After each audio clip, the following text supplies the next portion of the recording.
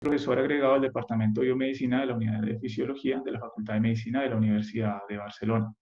Trabaja en la línea de investigación del estudio funcional del proteoma de receptores AMPA. Buenas tardes, profesor David. Tengo entendido que allá ya es tardes. Entonces, queríamos agradecerte por atender la invitación. Sabemos que tienes una trayectoria intachable en esta parte de neurociencia y bueno, pues muchas gracias. Queremos agradecerte por tu presencia. Bueno, también contamos con la participación del profesor Roberto García Díaz. Él es profesor en Comisión de Estudios de la Universidad Santiago de Cali. Es químico egresado de esta universidad.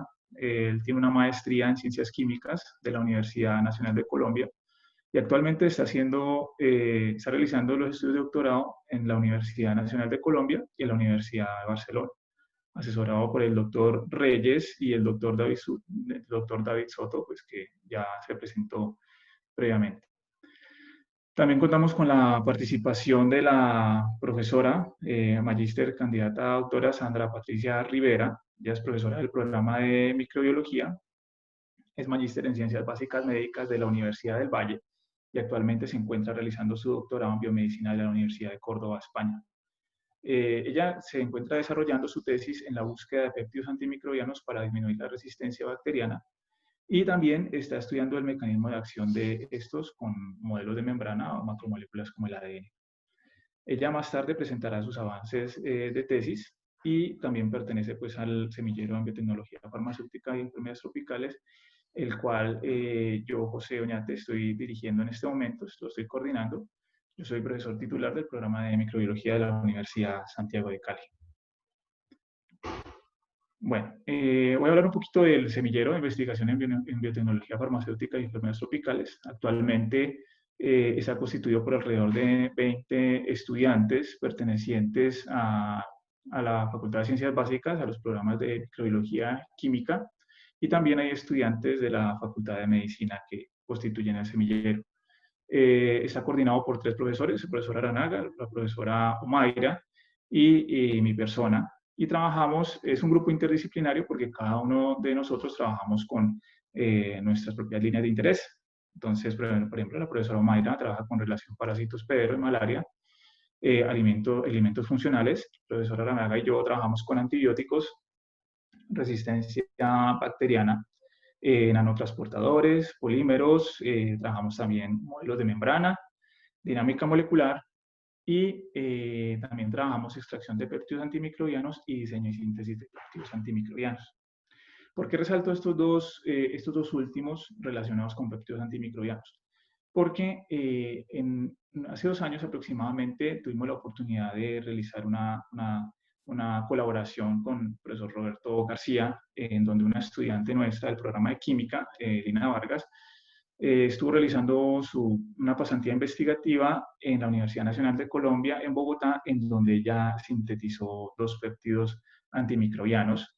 Ella realizó toda esa parte de síntesis, caracterización, purificación, bajo la asesoría del profesor Roberto García. Y gracias a esto, pues se pudieron obtener 3 productos. La siguiente, por favor, Nini. 3 productos que contribuyeron pues en esta línea de investigación. Aquí tenemos el primero, aquí tenemos los péptidos que ella sintetizó. Gracias a su pasantía, se pudieron sintetizar, se pudieron hacer las secuencias que habían pensado, ¿cierto? Que habían diseñado. Y aquí tenemos pues un producto en los que, devuélvete por favor, en el que participa la Universidad de Antioquia, participa la Universidad de ICESI y participamos nosotros con 3 estudiantes, ¿sí? De los mismos péptidos que trabajó esta chica Lina, el programa de química allá en la Universidad Nacional, también salió otro producto en donde aquí miramos pues la interacción con membranas, con modelos de membrana de bacterias gram negativas y de eritrocitos humanos, y podemos determinar cómo se da el comportamiento en el cambio de estructura secundaria de estos péptidos cuando interactúan con estas membranas. Aquí tuvimos participación de la Universidad del Valle, ¿sí? y la Universidad de Santiago de Cali. Tuvimos estas dos colaboraciones y también la Universidad de Murcia, con un profesor de allá que nos colaboró en este trabajo. Y finalmente, también publicamos este trabajo en conjunto con la Universidad ICESI, en donde tuvimos la oportunidad de nanoencapsular estos dos péptidos en nanosistemas y, bueno, potenciaron significativamente la actividad antimicrobiana. Un trabajo bastante interesante, ha sido pues, citado, ha sido reconocido a nivel internacional hasta de momento. Y bueno, pues esto es como un pequeño resumen de todo lo que puede hacer una colaboración, ¿no? Una colaboración donde se pueden derivar varios productos y bueno, pues con esto seguimos. Aquí son otros productos derivados asociados al semillero de investigación y bueno, pues esto era todo lo que quería decirles. Muchas gracias. Y ahorita pues le cedo la palabra al doctor David Soto eh, para que nos participe de su presentación. Vale, gracias, José. Pues lo primero, vamos a compartir la pantalla.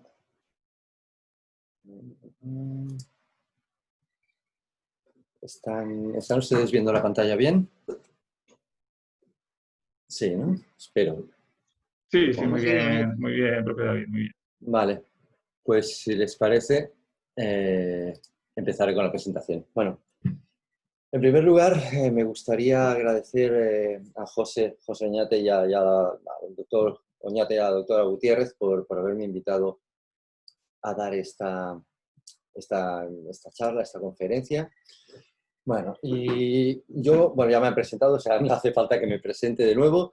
Y lo único que, bueno, esta charla lleva como título, pues esto, técnicas electrofisiológicas en neurociencia. Entonces, en primer lugar, les quería comentar que el tema del cual les hablaré en ocasiones puede resultar algo complejo. Así que la idea es que... Disculpa, qué pena, David, qué pena que te interrumpa. ¿Puedes ampliar un poco la diapositiva, si eres tan amable? ¿No la veis bien? Sí, ¿se puede hacer de pantalla completa o la tienes? ¿No está en pantalla completa? Sí, es que Nini me sugiere que ampliarla un poco. Pero bueno, si no la tienes así no hay ningún problema, igual se ve... No, espera, dejo de compartir.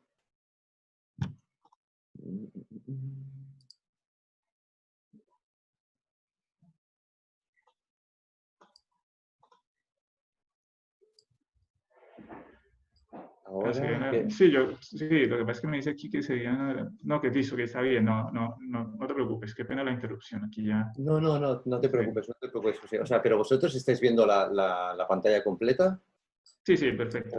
¿O hay algún problema en...? Sí, se ve bien, David, está bien. Sí, se ve bien. Vale. Bueno, pues como les comentaba, exacto, pues el tema ¿no? De electrofisiología puede resultar en ocasiones complejo, así que he intentado hacer les voy a intentar hablar pues para que la conferencia no sea demasiado específica, ¿no? Y la audiencia, que está compuesta básicamente por estudiantes de grado, pues no se pierda y con el fin de que entiendan sobre todo los conceptos básicos y luego lo que les hable de electrofisiología lo entiendan bien, pues he decidido hacer una introducción en la cual hablaré básicamente de canales iónicos, de su funcionamiento, de las membranas biológicas, propiedades excitables de las células, y luego ya entraremos más en materia hablando de fisiología más pura y dura, por decirlo de alguna manera. Bien, la célula eucariota, como ustedes saben, es la unidad indispensable mínima para la vida, y las células eucariotas están, como también saben, bueno, envueltas en una membrana lipídica compuesta por fosfolípidos, una membrana plasmática que básicamente lo que hace es aislar a la célula del exterior. Evita que se pierdan los componentes citoplasmáticos como el ADN, orgánulos, iones, moléculas, proteínas, enzimas, etcétera, etcétera. Y mantiene el medio interno de esta célula separado del medio externo, ¿vale? De manera que hay una serie de condiciones perfectas para que se desarrollen procesos metabólicos enzimáticos y se dé a cabo el proceso de la vida. Esta membrana plasmática actúa como un aislante y no permite el paso de iones. Como pueden observar aquí, en principio no permite el paso ni de iones ni de agua, ¿vale? Fuera de los compartimentos celulares y dentro, los iones se mueven, difunden libremente, perfectamente, pero no atraviesan esta membrana plasmática. Sin embargo, nosotros sabemos que los iones sí que pueden traspasar o cruzar la membrana plasmática. Y esto lo hacen a través de una serie de proteínas de transmembrana, principalmente por los canales iónicos, ¿no? Aquí tienen un canal iónico, que es una proteína que deja pasar, bueno, que tiene un poro a través del cual pasan los iones, no un poro que está lleno de agua, un poro acuoso.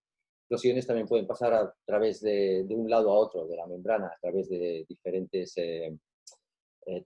otras proteínas de transmembrana, que son los transportadores, pero bueno, esto no nos interesa en la charla de hoy. Nosotros nos vamos a centrar en los canales iónicos y el flujo de iones a través de estos canales iónicos, que finalmente es lo que es la corriente, las corrientes que nosotros medimos en electrofisiología. Vale. Si ustedes hacen una búsqueda en Internet, podrán, una búsqueda de canales iónicos en la web, verán que estos están involucrados en multitud de funciones celulares, ¿vale? Estas proteínas de transmembrana básicamente ponen en contacto lo que sería el interior con el exterior de la célula, ¿vale? Suponen la puerta de entrada y de salida desde al interior de la célula de los iones. Por tanto, relacionan a la célula con el medio ambiente. Tienen una función básica de comunicación, pero llevan a cabo multitud de funciones. Por ejemplo, saben que los canales iónicos están involucrados en el potencial de acción, en la generación y en la transmisión del potencial de acción. Están involucrados en el transporte de muchísimos iones. En el transporte también de agua hay unos canales que son específicos para permear agua, procesos de contracción, regulación del volumen celular, activan enzimas, etcétera, etcétera. O sea, están involucrados en multitud de funciones celulares. Bien. ¿Qué estructura pues, tienen los canales iónicos? Como les he comentado, son unas proteínas de transmembrana, por lo tanto tienen una parte importante que atraviesa la membrana, pero también tienen un dominio extracelular y un dominio citoplasmático. Dependiendo del tipo de canal, pues tendremos canales que tengan un dominio extracelular más grande y otros que tengan un dominio intracelular pues, más grande, ¿no? Por ejemplo, este es un receptor de glutamato donde encontramos un canal que responde al glutamato, bueno, ahora no importa, que tiene un dominio extracelular muy grande. Esto sería un canal de potasio voltaje dependiente, donde encontramos un dominio intracelular muy elevado. Los canales iónicos están formados por diferentes subunidades. Aquí les muestro la topología de una subunidad que conforma un canal. Vean aquí los dominios de transmembrana que atraviesan dicha membrana. Y luego, pues, estas unidades se asocian para formar los complejos proteicos que determinarán el canal. Pueden formarse dímeros, trímeros, tetrámeros, pentámeros, hexámeros, etc. Bueno, aquí les muestro un canal pentamérico. Fíjense que tiene 5 subunidades. Y una cosa importante, o sea, un concepto importante de canal iónico es que forman este poro. Este poro, un poro acuoso a través del cual pasarán los iones. Bien, los canales iónicos acostumbran a ser muy selectivos, es decir, en lo que se refiere al paso de los iones, a los iones que dejan pasar. Y esta selectividad de los canales iónicos viene determinada por, básicamente, la composición de los aminoácidos que conforman el poro, es decir, dependiendo del tamaño del ion, ¿no? y de las interacciones que tenga este ion con los aminoácidos que forman el poro, este canal iónico será permeable para un tipo de iones o para otros. Bien, los iones que pasan a través de estos canales iónicos y en general el movimiento de iones es lo que provoca la corriente eléctrica. Nos quedamos con este concepto. Entonces, para que entendamos básicamente esta idea, ¿no? Este concepto, piensen, por ejemplo, en un circuito así muy sencillo, en el cual pues, tenemos una pila con los dos polos, el polo positivo y el polo negativo. Si ponemos estos dos polos en contacto con un cable eléctrico, ¿vale? Esta disposición diferencial, de cargas, ¿vale? Positivas en el cátodo y negativas en el ánodo, hace que exista una fuerza electromotriz, ¿vale? Una diferencia de potencial que hace que las cargas de signo contrario se atraigan, es decir, que los electrones, en este caso, las cargas negativas, viajen hacia el polo positivo. Y este flujo de electrones por este circuito es lo que provoca la corriente eléctrica. Pero no tan solo el movimiento de electrones produce una corriente eléctrica, sino que también el movimiento de iones, ya sean cationes positivos o sean aniones negativos, también produce una corriente. En este caso, estos iones se van a trasladar, se van a mover por un material conductor que es el agua, ¿vale? Entonces, en una solución acuosa, si existe una diferencia de potencial entre dos puntos de esta solución acuosa, los iones viajarán, bueno, pues en el caso de los cationes del polo positivo al negativo y de los aniones por viceversa, ¿no? Debido a esta fuerza electromotriz existente. Así pues, el flujo de iones crea una corriente eléctrica. Y nosotros, pues mediante aparatos electrónicos especializados, pues podemos medir estas corrientes que pasan de un lado a otro de la membrana, ¿no? Concretamente del exterior al interior o del interior al exterior, dependiendo del ion. Vean aquí un ejemplo en el cual les he esquematizado un canal cerrado. Si nosotros podemos medir la corriente, vemos que hay un background noise que se denomina un ruido basal, debido, bueno, pues a los procesos, esto lo entenderán mejor ustedes, pero no, bueno, hay un ruido basal, ¿vale? No me enrollo. Entonces, si este canal se abre, hay un flujo de iones, luego hablaré de qué es lo que determina que los iones vayan hacia un lado o el otro de la membrana, y esto, fíjense aquí, lo podemos medir mediante las técnicas estas electrofisiológicas. Bien, en este ejemplo que les he mostrado, pueden observar la corriente debida a la activación de un solo canal iónico, ¿no? Esto es lo que se denomina en técnicas de electrofisiología registros de single channel, ¿no? De canal único. Pero lo habitual en electrofisiología es medir corrientes macroscópicas, es decir, son corrientes que son debidas a la activación de muchos canales iónicos. Aquí les pongo un ejemplo en el cual, imagínense que tenemos cinco canales en la membrana que están cerrados, tenemos un ruido basal o una corriente basal que es cero. Si se abre un canal, van a fluir iones, tenemos esta corriente, ¿vale? Que podemos nosotros medir. Si se abre un segundo canal, esta corriente pues aumentará, un tercer canal, cuarto canal, y en este ejemplo están todos los canales abiertos y fíjense que tenemos un máximo de corriente activada. Pues bien, aquí les muestro ejemplos de diferentes corrientes macroscópicas, o sea, que están generadas, que son debidas a la activación de muchos canales iónicos, ¿no? Por ejemplo, aquí, fíjense, tienen una corriente activada por una sustancia química, en este caso el kainato, bueno, un agonista de una serie de receptores. Fíjense que es una corriente sostenida, como por ejemplo esta que les he mostrado aquí. Bueno, aquí, en otros casos, estas corrientes macroscópicas, aún en presencia del estímulo, en este caso un neurotransmisor GABA, aún en presencia de este estímulo que les está activando, estos canales tienen unas cinéticas de inactivación. Esto también lo hablaré, o lo comentaré más adelante. Bien, ahora les comentaré un poquito más en detalle, ¿no?, lo que son los canales iónicos y para que entendamos luego, a posteriori, las corrientes iónicas y sus medidas mediante las técnicas de electrofisiología. Los canales iónicos tienen una serie de características, ¿no? Tienen una activación específica, es decir, que se estimulan o se activan, perdón, por estímulos concretos específicos. En ocasiones, varios estímulos pueden producir la apertura del mismo canal, pero lo habitual es que un canal tenga un estímulo muy específico determinado que lo va a abrir, ¿vale? Tienen una conductancia unitaria, también hablaremos de esto un poquito más tarde. Tienen una selectividad iónica, este concepto ya lo hemos abordado anteriormente. Un gating, que es un tipo de apertura y cierre determinado, que determina pues, cómo se va a abrir y cerrar. Y una farmacología pues, selectiva, ¿no? Existen compuestos específicos que solo afectan a un canal y no a otros, ¿no? O los canales tienen un perfil farmacológico determinado que les confiere una huella farmacológica, es decir, esta selectividad, de hecho, hace que los canales iónicos sean unos buenos candidatos, unos buenos targets para terapias farmacológicas dirigidas, ¿vale? O sea, todas estas características juntas hacen que un canal iónico determinado tenga una identidad propia muy característica.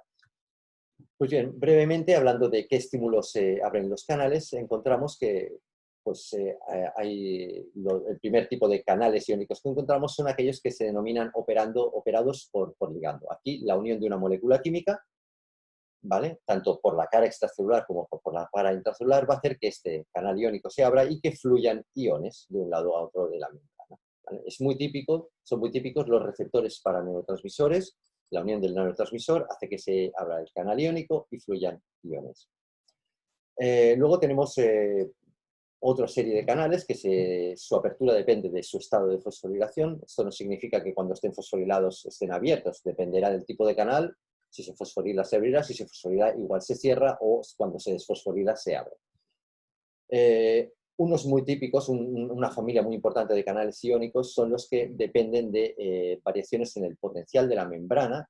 Ahora quedémonos, si no conocen ustedes el concepto, quedémonos con la idea de, dependiendo de la cantidad de cargas positivas o negativas que hay en la cara intracelular de la membrana, pues estos canales se abrirán, ¿no? Cambios en este potencial de membrana, en estas cargas de dentro de la célula, producirán la apertura o el cierre de estos canales. Y finalmente, existe otro tipo de canales que se activan por deformaciones de la membrana, ¿no? Estos son los que se denominan canales dependientes de presión, ¿no? En inglés, canales de stretch. Y estos son muy típicos de canales, por ejemplo, de los receptores sensoriales, ¿no? Las neuronas sensoriales tienen estos canales, de manera que cuando nosotros tocamos la piel, estamos deformando la membrana plasmática, se están activando estos canales, entran iones, produce una corriente eléctrica y envía las señales eléctricas a nuestro sistema nervioso central para informarnos de que pues algo ha tocado esa neurona, esa zona de la piel o de órgano u otras estructuras. Bien, los canales iónicos tienen una conductancia unitaria característica, ¿vale? Y para entender este concepto de conductancia unitaria vamos a volver de nuevo a este circuito eléctrico que tenemos aquí, ¿vale? Y con este dibujito que nos va a dar muchísima información. ¿Qué encontramos en este circuito? Pues encontramos el voltaje, ¿no? El voltaje sería la fuerza electromotriz, ¿no? La diferencia de potencial. Sería aquello que hace que los iones se muevan. Normalmente se mide en voltios el voltaje, pero en sistemas biológicos nosotros hablaremos de milivoltios. Bien, luego tenemos la corriente, que sería esto que tienen ustedes aquí en verde, que básicamente es el movimiento de los iones, ¿no? Generado por esta diferencia de potencial, por el voltaje. La corriente se mide en amperios, aunque nosotros en neurociencia y en ciencias de la vida en general, o en sistemas, en neurociencia, dejémoslo, hablamos normalmente, pues tenemos corrientes del orden de nanoamperios, picoamperios. Fíjense que esto, comparado con la instalación normal de una casa, que es de 25 amperios, una corriente sináptica puede tener 25 picoamperios, que es un millón de veces menor esta corriente. O sea, estamos hablando de corrientes muy, muy, muy pequeñitas. Y por último tenemos la resistencia, que la resistencia, como aquí pueden observar, es lo que se opone al paso de los iones. Bien, en un sistema biológico, y en concreto aquí en la membrana plasmática de una célula, bueno, pues existe una diferencia de potencial por una distribución diferencial de cargas a ambos lados de la membrana. Es decir, la membrana, a través de la membrana, a ambos lados de la membrana hay una fuerza electromotriz que permitirá el paso de los iones. Y estos iones van a poder pasar solamente a través de los canales iónicos, puesto que, como ya les he comentado, la membrana plasmática es impermeable al paso de los iones. Y estos solo pueden atravesar la membrana por estos receptores. Y estos receptores ofrecen una resistencia, ¿vale?, al paso de estos iones. No es fácil que los iones pasen por ahí. Claro que pasan, pero ofrecen una resistencia. Entonces, la ley de Ohm, que no sé si ustedes conocen, pues nos pone en contexto, o sea, nos relaciona estos tres elementos, que serían el voltaje, la resistencia y la intensidad. Y bueno, es fácil, ¿no?, ver, por ejemplo, aquí en la fórmula esta, que si aumenta este factor de la ecuación, el voltaje, si aumenta esto, va a aumentar la corriente, ¿no?, siempre que la resistencia sea un número constante. Entonces, es fácil de ver. Entonces, los canales iónicos tienen esta resistencia, pero podemos hablar de una conductancia, ¿no? La conductancia se define como el inverso de la resistencia, es decir, si la resistencia es la oposición que tienen al paso de los iones los canales, la conductancia es la facilidad que ofrecen al paso de un ion determinado. Entonces, si nosotros en la ecuación de Ohm sustituimos la resistencia por la conductancia, tenemos esta fórmula, que básicamente esto es para que entiendan el siguiente concepto. Fíjense que tenemos que la corriente que pasa por una serie de canales iónicos va a ser directamente proporcional a la conductancia y a la diferencia de potencial. Vamos, básicamente es, si hay más diferencia de potencial, va a haber más corriente, y si el canal tiene mayor conductancia, va a haber más corriente. Y entonces vamos a ver ahora un ejemplo práctico. Imagínense que tenemos una membrana plasmática, tenemos un canal que está abierto y no hay una diferencia de potencial a ambos lados de la membrana, es decir, no hay más cargas positivas o negativas dentro que fuera, ¿vale? Aquí no habrá un flujo de iones, siempre que la concentración de iones obviamente sea la misma aquí que aquí, ¿vale? No habrá un flujo. Si nosotros ahora esta membrana la hacemos negativa, por ejemplo, menos 40 milivoltios, es fácil imaginar que una carga positiva va a querer entrar dentro de la célula, ¿no? Va a haber un flujo de iones y, por tanto, una corriente. Si hacemos todavía más negativo el interior de la célula, menos 80 milivoltios, ¿vale? Hay una mayor fuerza electromotriz. Se facilita más el paso de iones, ¿no? Entonces, fíjense esto que queda terminado. Si ahora nosotros hacemos la membrana positiva y ponemos más 40 milivoltios, ahora ¿qué pasará? Que los iones positivos pues, no van a querer estar en el interior de la célula, puesto que es positivo, y van a tender a salir. Si ponemos una mayor diferencia de potencial positiva, pues va a haber una mayor salida de iones, ¿no? Esto lo podemos representar mediante lo que se denomina una relación corriente-voltaje. Fíjense que aquí tenemos en el eje de las ordenadas la corriente a diferentes potenciales de membrana, ¿no? Es lo que tenemos aquí. A menos 40 milivoltios, una corriente determinada que es mayor a menos 80. Si unimos estos puntos tenemos esta relación corriente-voltaje, en inglés esta current voltage relationship, ¿no? Esta IV que nosotros denominamos, intensidad-voltaje. Pues esto nos da una idea de la conductancia que tiene el canal. Imagínense ahora que tenemos un canal que tiene una menor conductancia que el ejemplo que les he puesto aquí. Pues tendremos lo mismo, ¿no? A menos 40 milivoltios los cationes entran, pero como tiene menor conductancia, habrá menos corriente, ¿no? Menos conductancia, menos corriente para la misma diferencia de potencial. Y así para el resto de voltajes, ¿no? A menos 80 conducirá más, pero obviamente menos que este que tenía una conductancia mayor. Si nosotros ploteamos esto, fíjense que la pendiente de esta relación corriente-voltaje es diferente, es menor.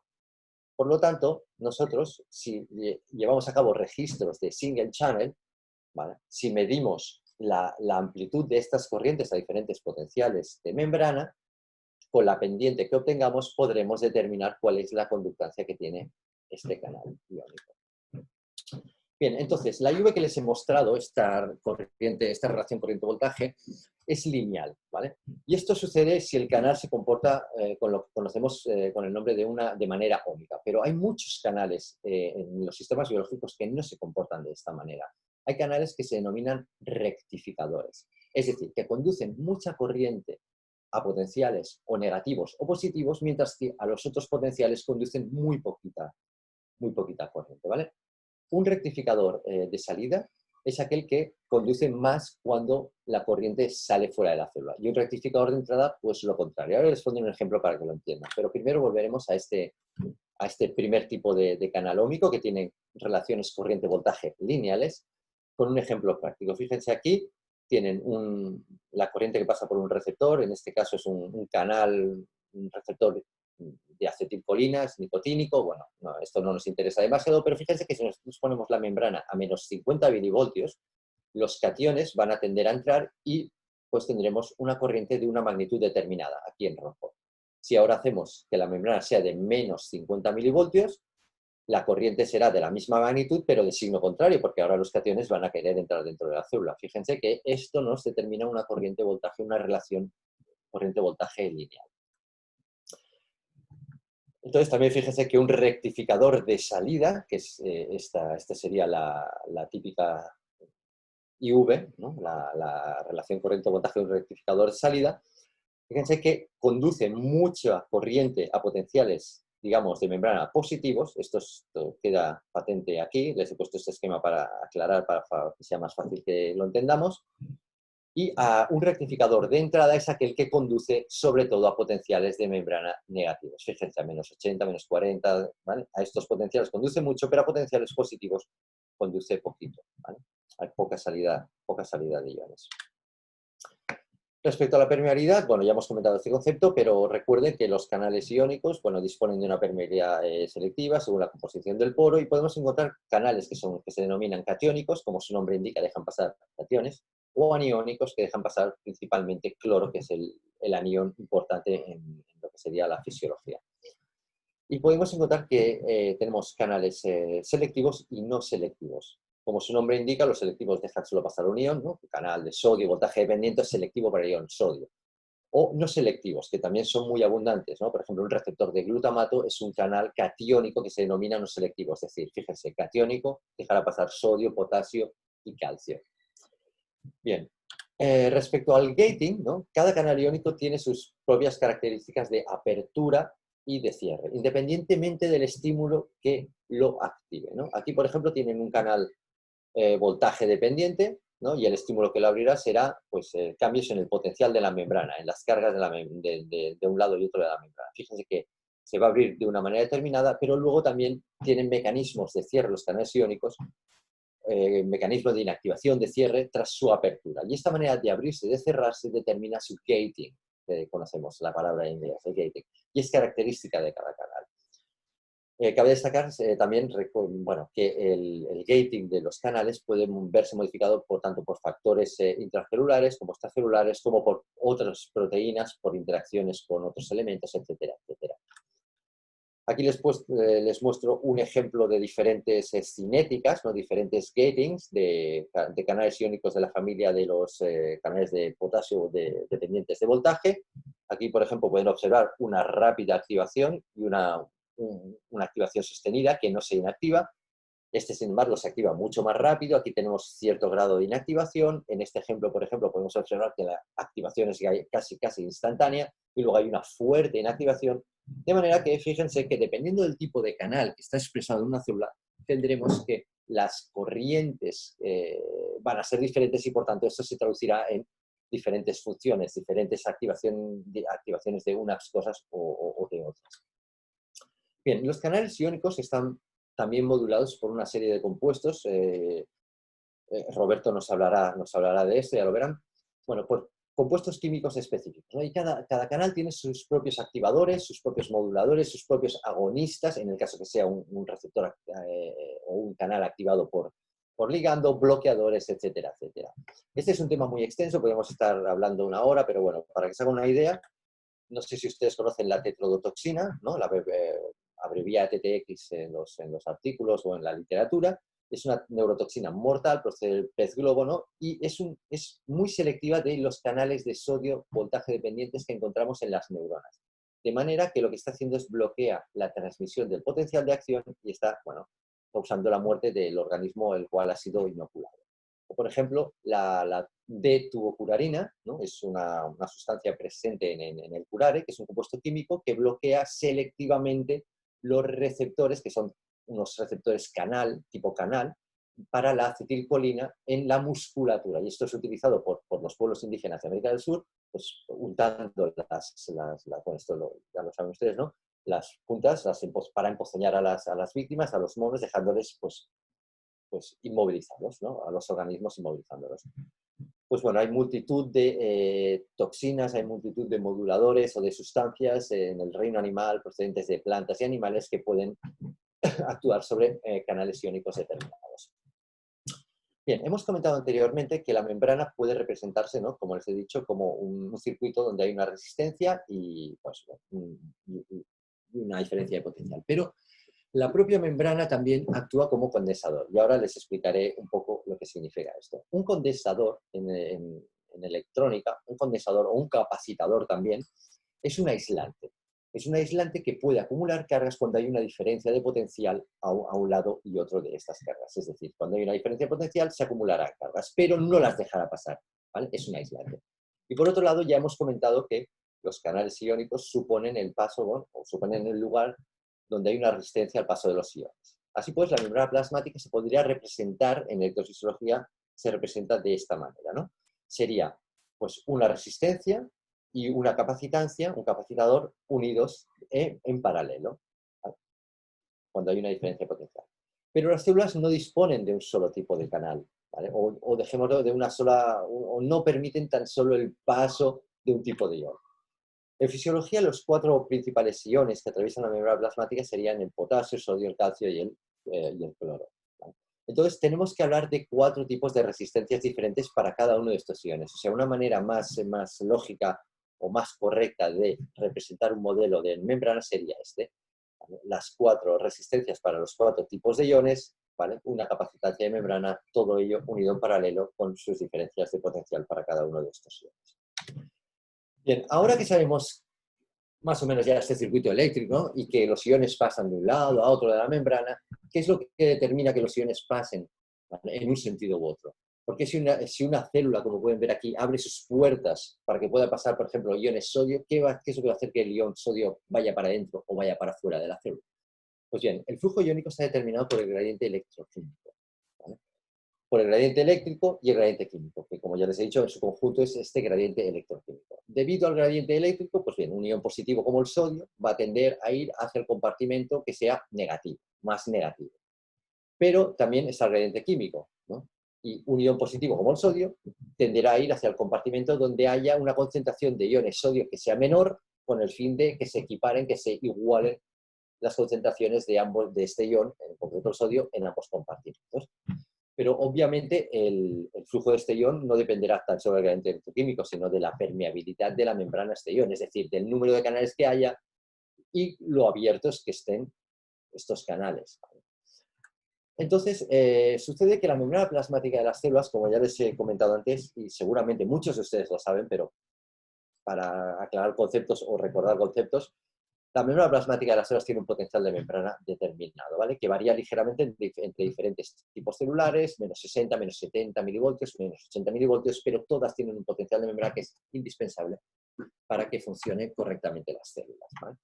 Esta distribución diferencial de cargas, que les muestro aquí al lado y al lado en este esquema muy sencillo, pues depende de una serie de mecanismos que no comentaré, pero no comentaré en detalle por falta de tiempo, obviamente, pero bueno, básicamente quédese con la idea de que gracias a la acción de bombas, sí, se llaman bombas, de unas proteínas de membrana transportadoras, vamos, que utilizan energía, y una serie de canales iónicos, tenemos que el interior de la célula es negativo con respecto al exterior, ¿vale? Y en referencia a las concentraciones de iones, también recuerden que dentro de la célula hay mucho potasio, muchos iones potasio y pocos de sodio. Fuera de la célula hay mucho sodio y poco potasio. Bueno, sabiendo que en el interior de las células, sabiendo que es negativo, ¿no?, y que fuera hay mucho sodio, ¿vale?, y dentro mucho potasio, quería comentarles cómo se genera el potencial de acción. Pero la verdad es que no creo que tengamos tiempo porque llevamos ya media hora, así que les daré 2 pinceladas para que sepan lo que es un potencial de acción, aquellos de ustedes que no lo sepan, y si luego alguien tiene alguna pregunta, pues ya entraremos más en detalle, ¿no? Pero básicamente un potencial de acción lo podríamos definir como una onda de descarga eléctrica, una señal eléctrica que viaja a lo largo de un axón. Es una deflexión en el potencial de membrana. El potencial de membrana que sea es el que sea, determinado, entonces un estímulo va a hacer que entren iones sodio. Obviamente, entrada de sodio, de iones positivos dentro de la célula, va a hacer la membrana más positiva. Fíjense, esto sube. Luego se van a abrir los canales de potasio. Recuerden, la célula tiene mucho potasio. Ahora el interior es positivo porque ha entrado sodio, por lo tanto los iones potasio van a querer salir fuera de la célula. Salida de iones positivos, lo que está haciendo es retornar el potencial de la membrana a valores negativos. De manera que esto es lo que es un potencial de acción básicamente. Aquí les muestro un tren de potenciales de acción, evocados por lo que sea, por un pulso de corriente, y hablaremos de esto. Fíjate, pum, pum, pum, pum, pum, pum, disparan potenciales de acción. Hay cambios muy bruscos en el potencial de la membrana. Bueno, y ahora ya, final de charla, vamos a hablar ya más en concreto de las técnicas electrofisiológicas, ¿no? O sea, para el estudio de los canales iónicos, obviamente podemos utilizar tanto técnicas electrofisiológicas como ópticas, como de biología molecular, pero en esta presentación yo les voy a hablar de las técnicas electrofisiológicas, ¿no? Que utilizamos tanto para medir corriente, ¿no?, que serían estas de aquí, el voltage clamp, como las que utilizamos para medir el potencial de la membrana y sus variaciones, estas que les he comentado ahora de las neuronas, que son mediante la técnica del current clamp. No se preocupen que les hablaré más en detalle esto y espero que ustedes lo entiendan. Bien, comenzaremos por definir qué es la electrofisiología, ¿no? Pues básicamente es el estudio de las propiedades eléctricas de las células y de los tejidos.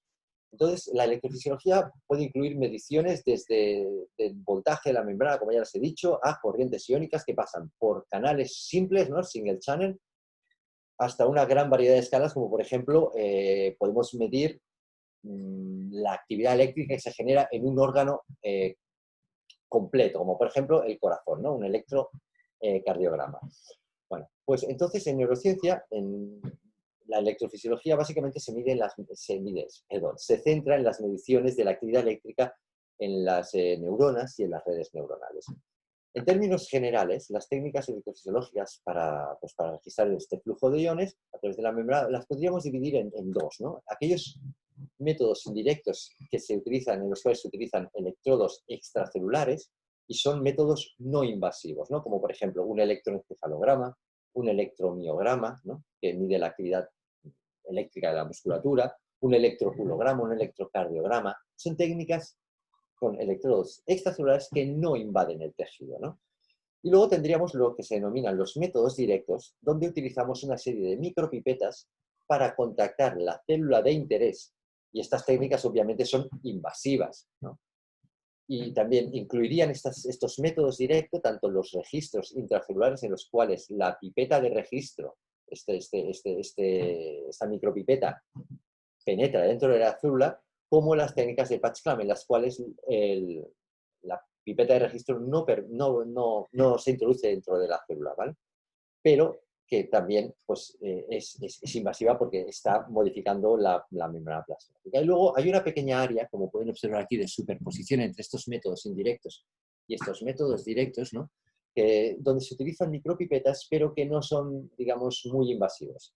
Bueno, son ciertamente hasta un poco invasivos porque se introducen dentro del tejido, pero no ponen en contacto los electrodos con las células. Y se consideran, pues, estos registros extracelulares que están a caballo entre los métodos indirectos y los métodos directos. Bien, en este seminario yo ahora ya consideraré tan solo estos registros de patch clamp, que son, pues, básicamente los métodos más habituales en electrofisiología. Bien, un breve contexto histórico, vamos, ahora que sabemos que estos fenómenos eléctricos son una parte fundamental de lo que sería la fisiología animal y que son imprescindibles, pues bueno, este hecho de que la electricidad es importante para la fisiología de los animales ya fue observado hace mucho tiempo, ¿no? En el siglo XIX, cuando los investigadores vieron que la aplicación de estímulos eléctricos en las patas de las ranas, ¿no? Del animal entero, o ya sea separado del torso, ¿no? De las ancas de rana, pues se producían la contracción de la musculatura de las ranas. Y estos registros de la actividad eléctrica, pues a lo largo de los años tuvieron un auge, ¿no? Digámoslo, bueno, un auge sí, bueno, fueron evolucionando a mejor debido al uso de estas pipetas, estas micropipetas que les comentaba, ¿no? De manera que en los años 40 o 50, ¿no? Gracias a la mejora de estos electrodos, se pudo empezar a pinchar células de gran tamaño debido a las limitaciones obviamente que existían en la microscopía, pero bueno, células musculares o el axón del calamar gigante, donde se podía pues medir, comenzaron los investigadores a medir lo que era el potencial de membrana en reposo de las células, y también fue por aquel entonces cuando se describió por primera vez el potencial de acción, ¿no? Aquí les muestro un primer registro del potencial de acción. Recordemos que el potencial de acción es este cambio brusco en el potencial de la membrana. Y bueno, pues en aquel tiempo, en los años 40 o 50, se empezaba a desarrollar los principios del voltage clamp, que es fijación del voltaje, que básicamente, como les explicaré con mayor detalle en breve, el voltage clamp no mide el voltaje de la membrana, sino que mide las corrientes que están haciendo cambios en este voltaje de la membrana, no sé si me explico muy bien, ¿no? Las corrientes que pasan a través de la membrana, pues mediante estos registros de voltage clamp, ¿vale? Utilizando el axón del calamar gigante, Alan Hodgkin y Andrew Huxley pues hicieron estos estudios, fueron los primeros en describir las corrientes que estaban determinando que estaban involucradas en el potencial de acción, y por ello les dieron el premio Nobel en fisiología.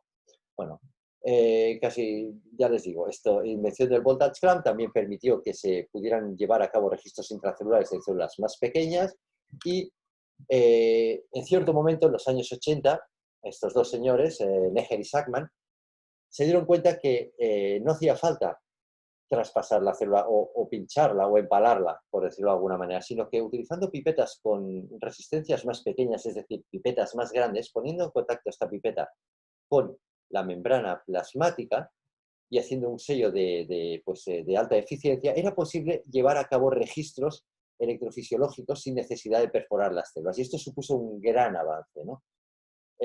Bueno, pues por esta invención del patch clamp, a estos dos señores, a Erwin Neher y Bernd Sackmann, les dieron el Premio Nobel de Medicina ya en los años, a principios de los años 90. Y estas técnicas del patch clamp permitían el registro, como pueden observar aquí, de canales individuales, ¿vale?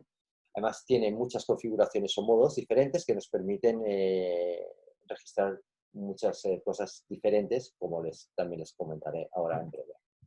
Bien. Dentro del patch clamp en global tendríamos dos modalidades, ¿no? La que conocemos con el nombre de current clamp y la del voltage clamp. ¿Qué es cada una de ellas? Para cuando ustedes lean artículos científicos entiendan perfectamente cuando digan registros de current clamp, sepan ustedes lo que está pasando aquí. Bueno, el current clamp, como su nombre indica, es fijación de la corriente, current clamp. Nos permite medir cambios en el potencial, ¿vale? En el potencial de membrana, en el voltaje de la membrana, cuando nosotros inyectamos a la célula una corriente controlada, ¿no? Current clamp. Estamos controlando la corriente aquí en rojo, fíjense que lo he puesto en colores para que sea todavía más sencillo, ¿no? Corriente en rojo y nosotros medimos el potencial de la membrana en milivoltios, que son estas deflexiones. Fíjense aquí, esta célula dispara potenciales de acción como consecuencia de la inyección de una corriente. Estamos midiendo el potencial de membrana. En cambio, el voltage clamp, como su nombre también nos indica, ¿no? Pues en este fijamos el voltaje de la célula y lo que medimos son las corrientes que fluyen a través de los canales, ¿no?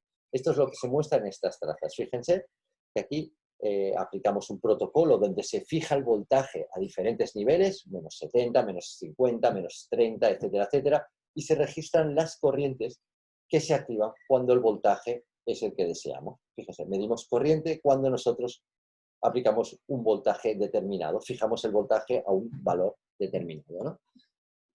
Hombre, ya se imaginarán que esto es un canal que se activa por voltaje, porque estamos aplicando voltaje y ya se activan las corrientes, es un canal dependiente de voltaje. Pues bien, los registros en la modalidad del current clamp, ¿no? Esta en la cual estamos midiendo el voltaje en las células, se llevan a cabo mediante un solo electrodo de registro, ¿vale? Que normalmente se introduce dentro de la célula. No entraré en detalles de circuitos estos eléctricos que se usan en el patch clamp, pero bueno, el sistema de registro, dejémoslo, que es capaz de medir de manera continuada el potencial de la membrana, aun cuando estemos utilizando electrodos muy finitos, con una resistencia muy elevada. En cambio, en la modalidad más extendida, ¿no? En el voltage clamp, se pueden usar o un electrodo o dos electrodos para llevar a cabo los registros. Básicamente, si las corrientes son pequeñas, son relativamente pequeñas, utilizaremos un solo electrodo de registro, ¿vale? Una micropipeta de estas. Pero si nosotros estamos registrando corrientes grandes, de gran magnitud, de una magnitud muy elevada, como por ejemplo las que puede tener un huevo de Xenopus, un ovocito de Xenopus, entonces necesitaremos dos electrodos. Y antes de explicarles el motivo, ¿vale? Por el cual necesitamos dos electrodos, me gustaría, con el fin de que entiendan perfectamente el patch clamp, me gustaría explicarles el funcionamiento del voltage clamp, cómo funciona, para que entiendan por qué un electrodo o por qué dos electrodos.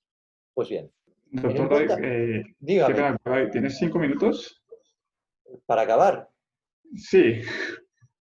Vale, lo intentamos, sí, yo creo que en 5 minutos acabo, porque me gustaría que quede esto claro. Vale, venga, 5 o 7. Bueno, Vale, gracias. voy, Tranquilo. vale. Bueno, tranquilo. Vale. Perdón, en el voltage clamp, perdonen, la demora que he ido muy lento. En el voltage clamp hemos dicho que mantenemos el potencial de membrana a un valor determinado, que nosotros queramos. Pero es fácil pensar que cuando nosotros estamos midiendo estas corrientes eléctricas, el paso de iones va a estar variando este potencial de membrana. Fíjese, una carga positiva que va a entrar, va a variar el potencial de membrana. A medida que más corriente, que más cargas entran dentro de la célula, este potencial de membrana va a variar. Y esto no es lo que nosotros queremos, no es lo que nos interesa. Nosotros queremos voltage clamp, queremos fijar el voltaje. Esto es lo que queremos, que fluyan los iones a un voltaje determinado. Fíjense que si el voltaje de la membrana varía, va a variar la driving force, va a variar esta fuerza electromotriz y los iones dejarán de pasar por los canales iónicos aun cuando estos estén abiertos. ¿vale? Entonces, sucede que el voltage clamp funciona de la siguiente manera. El sistema mide cuál es el voltaje existente dentro de la célula, lo compara con el voltaje que se supone que tiene que estar y, dependiendo de la variación de este voltaje, inyecta una corriente para que este voltaje sea siempre el que nos interesa a nosotros. En este caso, menos 60 milivoltios. De manera que el sistema lo que hace es, todo el rato está haciendo ciclos de medida del voltaje, inyección de corriente, ¿vale? De signo contrario para mantener este voltaje de membrana. De manera que el voltage clamp no está midiendo de manera directa la corriente que pasa por estos canales iónicos, sino lo que está haciendo es, está midiendo la corriente que el sistema está inyectando para mantener el potencial de membrana aquel que está determinado. Es decir, esto es lo que está haciendo, es una medida indirecta. Es por ello, ¿vale?, que si nosotros tenemos una corriente pequeñita fluyendo por la membrana, el sistema será capaz de realizar la lectura y corregir este cambio en el potencial de membrana debido a la entrada de cargas o la salida, lo que sea, ¿vale?, y mantenerlo constante. Pero si nosotros tenemos una gran corriente, ¿qué sucederá?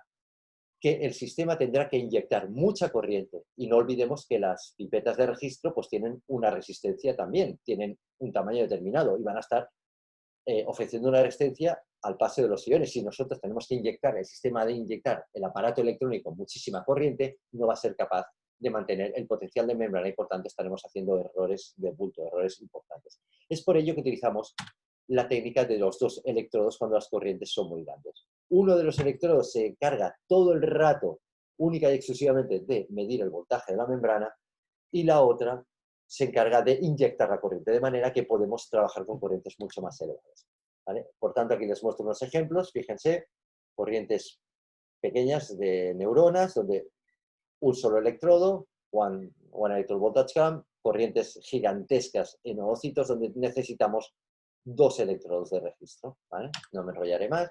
Simplemente, como veo que vamos un poquito muy mal de tiempo, déjenme que les hable de las diferentes configuraciones del patch clamp, ¿vale? Para la práctica esta del patch clamp, bueno, pues lo primero que tenemos que hacer es un sello de alta resistencia entre el vidrio, fíjense, esto es lo que tenemos aquí, y la membrana plasmática, ¿vale? Sucede que las interacciones entre el vidrio y esta membrana plasmática y los fosfolípidos de la membrana son muy grandes. Entonces, llegamos a esta configuración que es la que denominamos de cell attach, ¿vale?, donde solo hay unos pocos canales iónicos. Tenemos un sello de alta resistencia donde hay unos canales iónicos que podemos registrar, ¿no? Podemos, mediante registros de single channel, en esta configuración de cell attach, pues medir la actividad de un canal, de dos, de tres, de poquitos canales. Si nosotros, una vez hemos alcanzado esta configuración de cell attach, aplicamos una succión negativa fuerte, vamos a romper este pequeño parche de membrana, porque las interacciones que se establecen entre los fosfolípidos son menos fuertes que las que se establecen entre un fosfolípido y el vidrio, con lo cual podremos perforar esto sin dañar el sello y obtendremos la configuración de whole cell. En esta configuración nos permitirá poder estudiar todas las corrientes que pasan por toda la célula, ¿vale? Es decir, corrientes macroscópicas. Y finalmente comentarles estas dos configuraciones, el inside out y el outside out. Si nosotros volvemos a esta configuración de cell attach, donde tenemos este sello, y estiramos la pipeta hacia atrás, fíjense, la membrana se estirará y se romperá, ¿vale? Porque ya les he comentado que este enlace es más débil que este que se establece aquí. De manera que tendremos un canal iónico con su parte citoplasmática hacia el baño de nuestro sistema de registro, de manera que nosotros podemos aplicar fármacos, ¿vale?, y sustancias, lo que queramos para estudiar esto.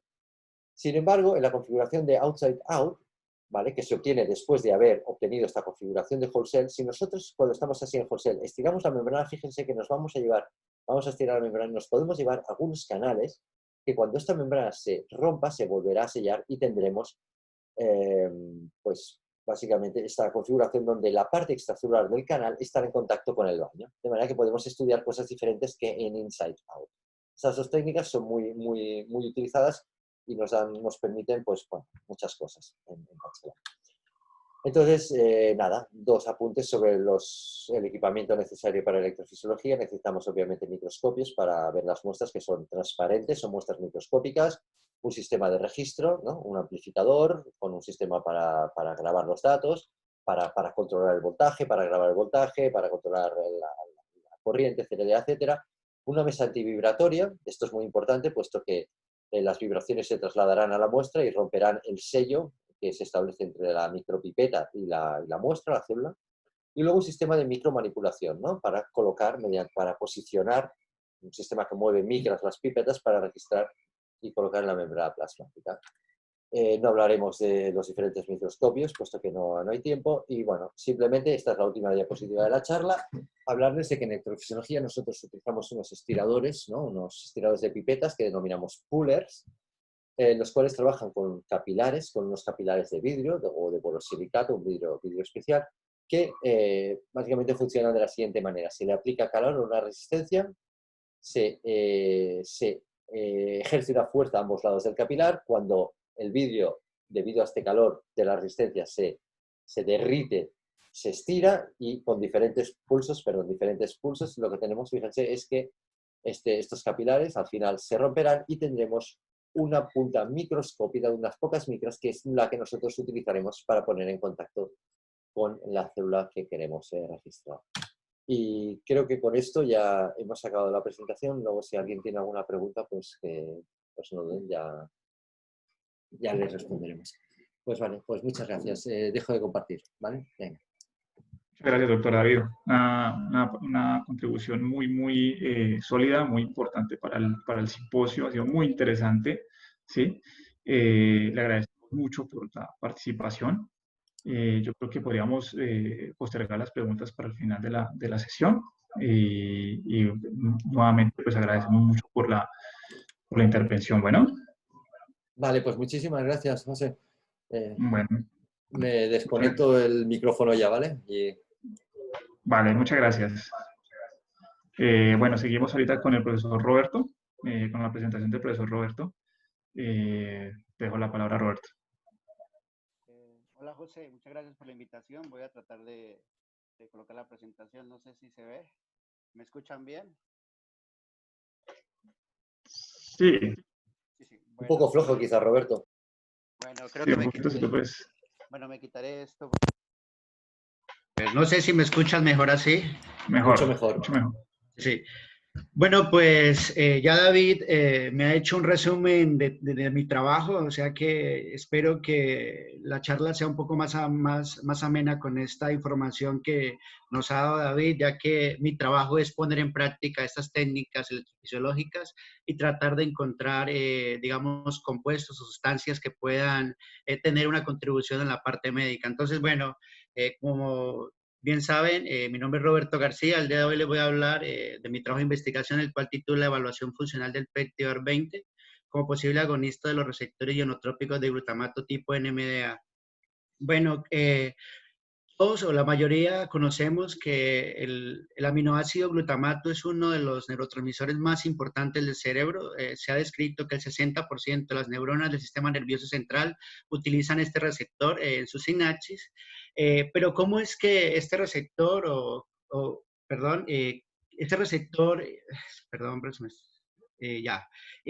pero ¿cómo es que el receptor tiene esta actividad o cómo funciona este receptor? Funciona gracias a dos grandes grupos de receptores, los ionotrópicos y los receptores metabotrópicos. Estos receptores metabotrópicos están relacionados con la neurotransmisión glutamatérgica lenta y estos receptores ionotrópicos con la neurotransmisión de glutamatérgica rápida.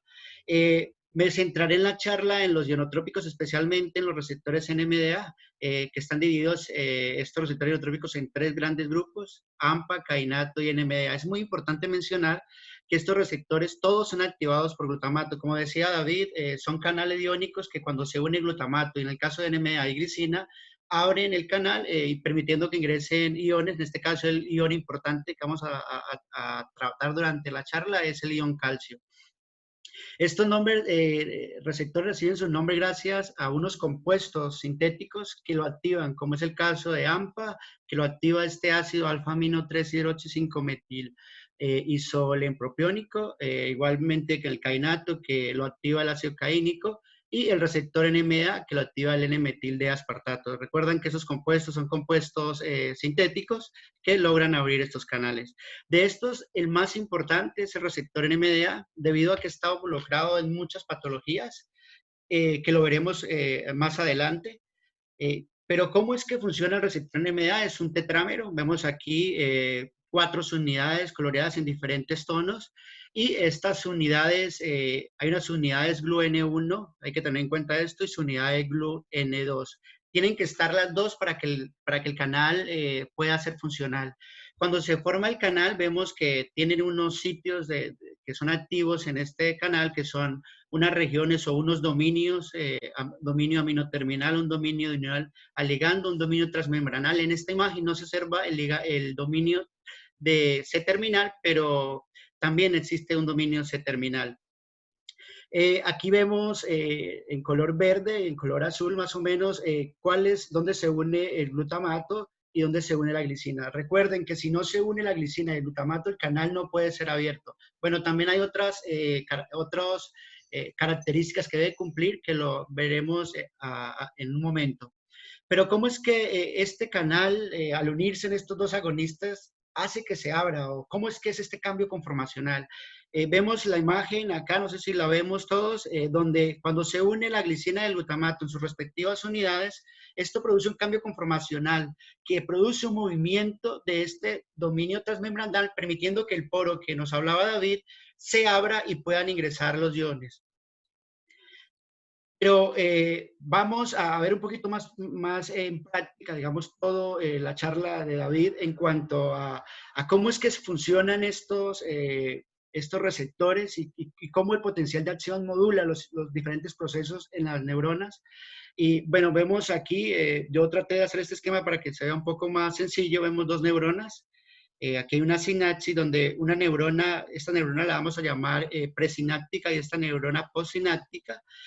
Vemos cómo en la neurona presináptica tenemos estas vesículas que tienen acumulado el glutamato. Ahí tenemos nuestro agonista fisiológico glutamato y nuestra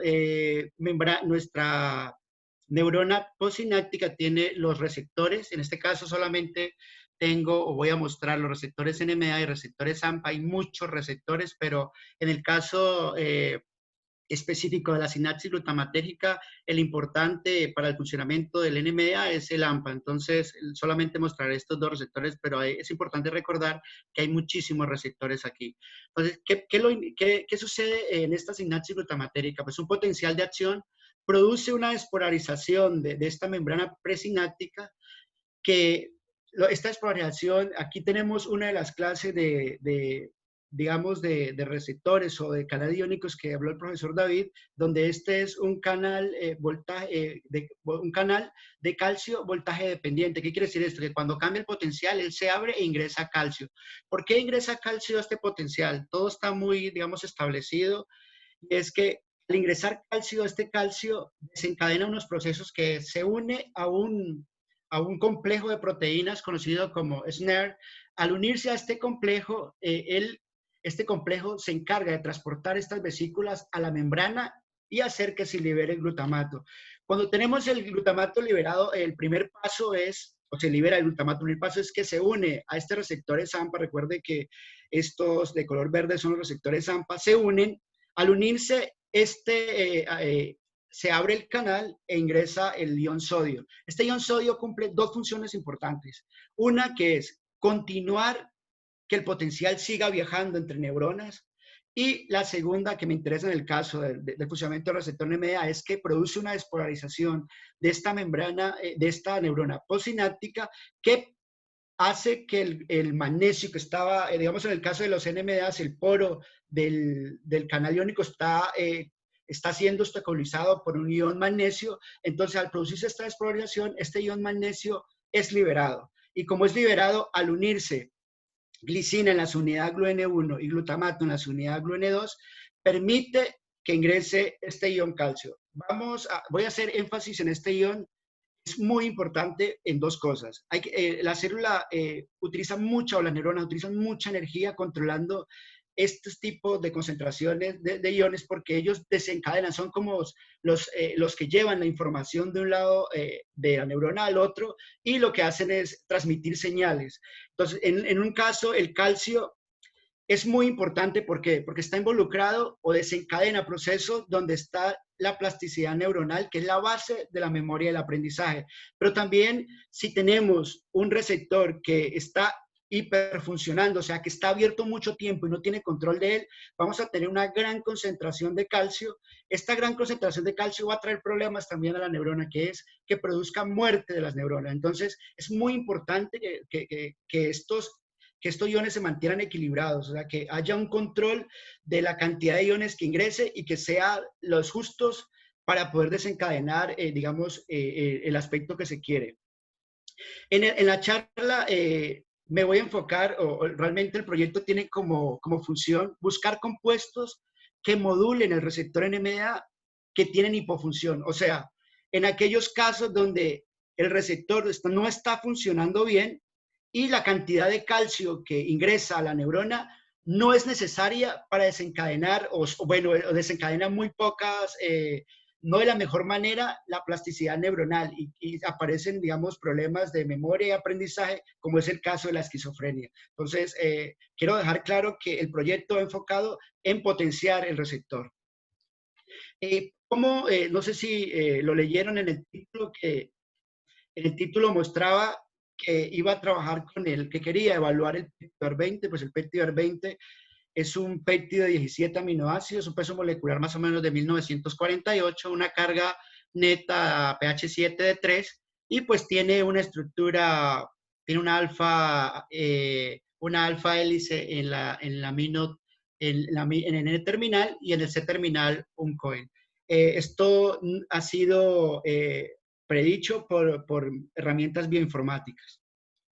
Bueno, pero ¿cómo es que ¿cuál es la idea del proyecto para poder, digamos, empezar a trabajar con este péptido? Pues nos dijimos, bueno, el objetivo general sería, bueno, evaluar estructural y funcionalmente el PETIDAR20 sobre los receptores tipo NMDA, como lo he hablado anteriormente, y para poder resolver ese objetivo general, pues nos planteamos estos objetivos específicos, que es sintetizar, purificar el PETIDAR20, evaluarlo mediante ensayos electrofisiológicos en células HEP 293 y neuronas hipocampales, y finalmente evaluar dónde se une este péptido que está produciendo este efecto potenciador o agonista que les hablaré más adelante. Antes de iniciar el proceso de síntesis en fase sólida del PETIDAR20, quisiera mostrar una idea general, una pequeña introducción para que cuando hable de esto pueda haber un poco más de claridad. Entonces, imagínense que tenemos dos aminoácidos en un solo recipiente y ellos van a reaccionar. Tienen 4 posibilidades de reaccionar. Reaccionar una fenilalanina con una glicina con una glicina con una fenilalanina y 2 fenilalaninas. O sea, tendría 4 subproductos de una reacción. Si yo quisiera solo tener este producto que es fenilalanina, glicina, tendría que bloquear o proteger alguno de los grupos para garantizar que la reacción vaya a ser entre un grupo amino de una glicina y el grupo carboxilo de una fenilalanina. Es por eso que surge en esta estrategia de fase sólida el utilizar unos compuestos que puedan proteger estos grupos que son activos en los aminoácidos. Uno muy conocido es este F9-fluorenilmetilcarbonilo, conocido como FMOP, el cual vemos aquí el aminoácido glicina, donde tienen el grupo amino carboxilo, y vemos cómo es protegido el grupo amino. Esto va a impedir que reaccionen con otras glicinas y solamente podamos obtener el producto que queramos. Otra cosa muy importante es que en los sistemas vivos tenemos las reacciones de generación de proteínas donde las enzimas nos ayudan a acelerar estos procesos.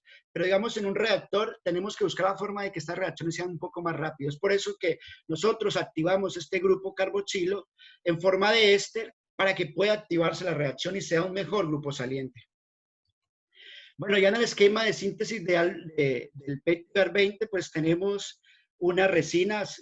La fase sólida viene del hecho de que la síntesis del péptido se va a hacer respecto a una resina que es un soporte sólido que no se disuelve en nada. O sea, él estará siempre en estado sólido. Y aparte de ahí vamos a comenzar a hacer crecer la secuencia del péptido. Entonces, en nuestro caso se utilizó la resina Novapet Rinamida, la cual tiene protegido el grupo FMOP, y este grupo FMOP tenemos que desprotegerlo. Lo desprotegemos con 20% de piperidina. Luego de que está desprotegido, ya podemos hacer que el primer aminoácido pueda reaccionar. En este caso, si vemos la secuencia de EAR20, vemos que vamos a hacer la reacción va a ser desde el C-terminal al amino terminal. En este caso sería el ácido aspartico. Este ácido aspartico debe estar protegido en su grupo amino, ya les mostré por qué, y debe estar, en este caso, activado con estos compuestos para que la reacción pueda ocurrir. Luego de que la reacción ocurre,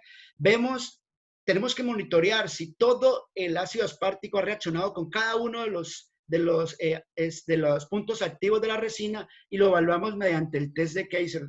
Ya creo que lo han identificado, lo conocemos más en el área de química como prueba de anhidrinas, pero la idea es que este reacciona con grupos aminos que estén libres, y si está libre indica que algunos puntos de la resina han quedado sin reaccionar. Pero como vemos aquí, si el test es negativo, quiere decir que todos los grupos están protegidos, y por lo tanto podemos seguir digamos, con el proceso de desproteger este grupo FMO, y luego seguiremos con el otro aminoácido, que en este caso es la alanina, que también ha sido activada y que también está protegida en su grupo amino por el FMO, y luego repetiremos esto con cada uno de los aminoácidos hasta obtener toda la secuencia. Aquí cuando tenemos la secuencia ya no necesitamos la resina como soporte de reacción, por lo tanto lo que hacemos es eliminar la resina, o sea, cortar el péptido con ácido trifluoroacético, y obtenemos nuestra especie o nuestro péptido de 17 aminoácidos en mi caso, para pasar a un proceso que es un proceso de purificación. Hay dos etapas en el proceso de purificación. Primero, se realiza por cromatografía líquida en modo analítico, donde miramos cada una de las impurezas que pudimos generar en la síntesis. Todos estos picos que aparecen aquí son producto de las impurezas que se generaron en la síntesis. Para ello utilizamos utilizamos espectrometría de masas, Malditot, para mirar cuáles son las impurezas, cuáles fueron de lesiones, cuáles se adicionaron aminoácidos adicionales, y mirar cuál es nuestro péptido de interés. Aquí vemos que el peso molecular del 20 es 1948, como podemos ver acá.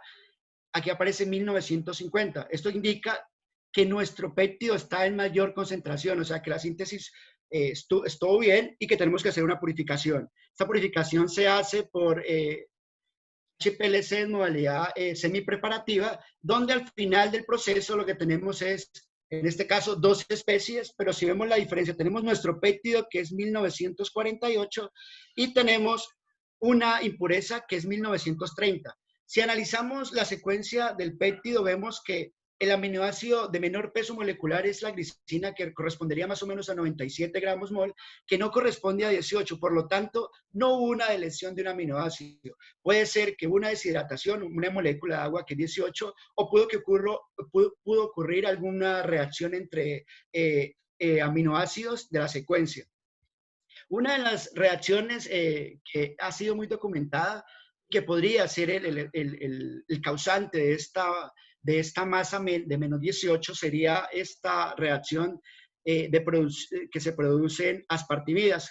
¿Cómo es que se producen estas aspartimidas? Pues tenemos una secuencia, como su nombre lo dice, depende de los aspartatos y depende del aspartato y del vecino que sigue el aspartato. En este caso, tenemos 3 aspartatos, y si vemos la tabla aquí con detenimiento, vemos que si el compañero del aspartato, o sea, el que le sigue al aspartato, es una glicina, la sensibilidad a formar aspartimidas es muy alta.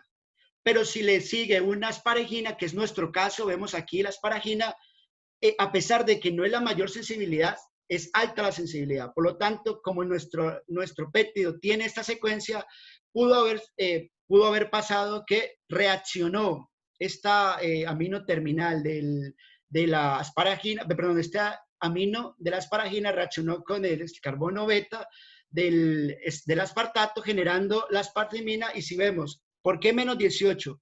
Vemos que es un hidrógeno que pesa 1 gramo mol, un oxígeno más o menos 16, y el otro oxígeno que depende de este hidrógeno del carboxilo, pues sería 18, que corresponde a la diferencia de masas moleculares entre los dos compuestos.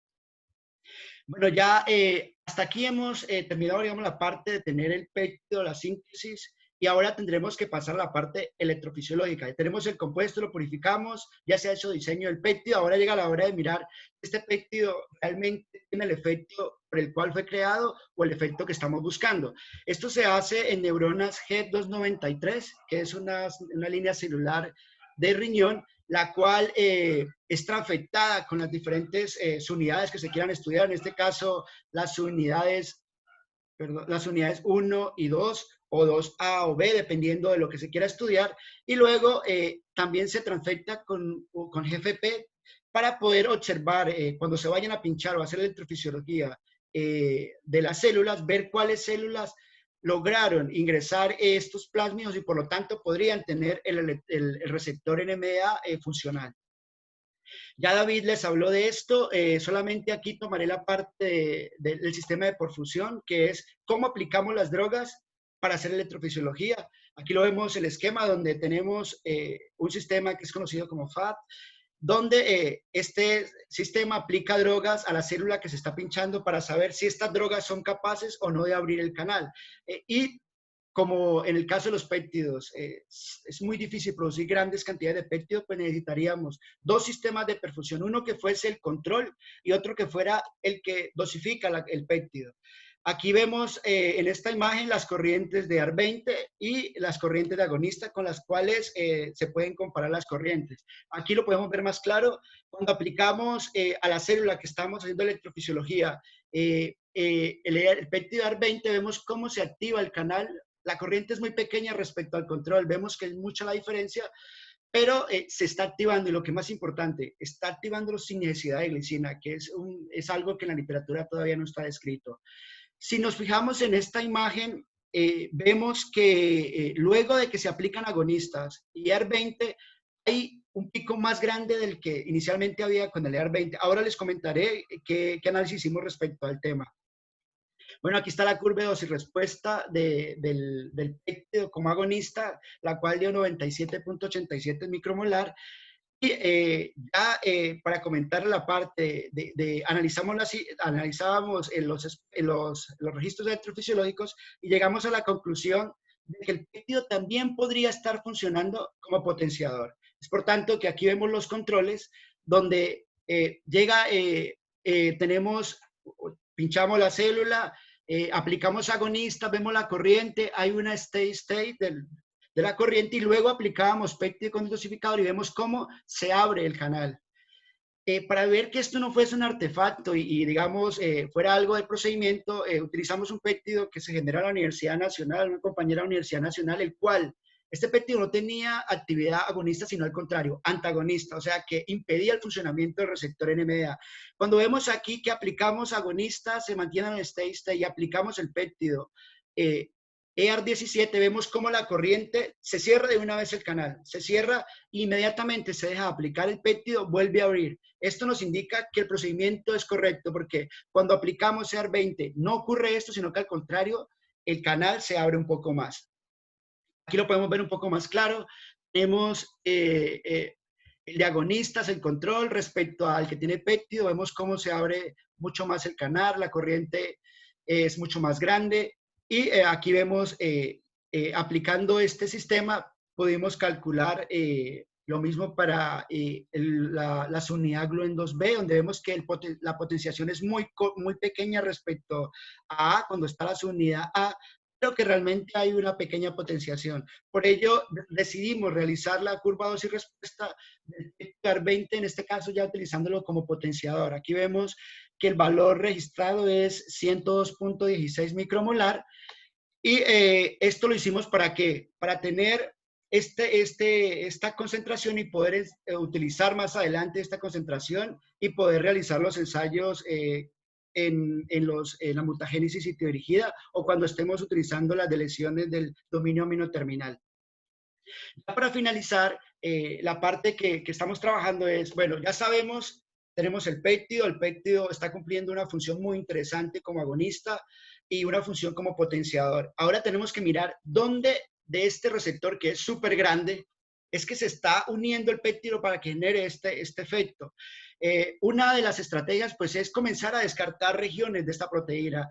Por lo tanto, una región que se puede descartar y que se ha documentado que si se elimina no afecta la funcionalidad del canal, es este dominio aminoterminal. Es por ello que el doctor Pierre Pauletti de la Escuela Normal Superior de París nos facilitó los plásmidos con las deleciones de los dominios aminoterminales. Se hizo el mismo procedimiento que se describió anteriormente.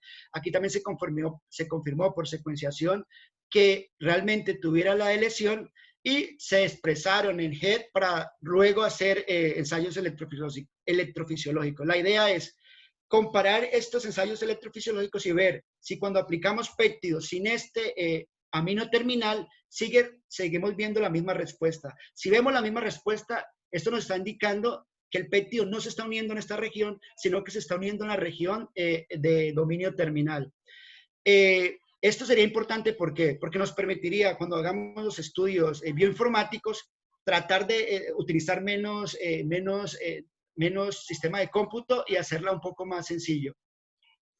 Aquí están las corrientes que hemos obtenido cuando transfectamos en G293 con los plásmidos que contienen las deleciones de los dominios aminos terminales, y pues estamos trabajando en mejorar esa transfección porque, como vemos, la corriente es muy pequeña. Finalmente, quiero agradecer al grupo de la Universidad Nacional, al grupo GRID de la Universidad Nacional, a mi director por el apoyo, del doctor Edgar Antonio Reyes, a mis compañeros, igualmente al grupo de Neurofisiología de la Universidad de Barcelona, al doctor Soto por recibirme, y pues a la Universidad de Santiago de Cali por la financiación que me da durante los 2 doctorados, y al programa de relevo generacional. Bueno, espero haya sido de su agrado la charla. Muchas gracias. Muy bien, Roberto, muchas gracias. Qué interesante trabajo que estás haciendo. Gracias, José, gracias. Sí, está interesante. Ahí nos faltan unas cositas, pero va bien todo. Muy bueno, Roberto. Bueno, muchas gracias, Roberto. Podemos entonces realizar las preguntas cuando terminemos con la última presentación, la de la profesora. ¿Sí? Sí. Sí, listo.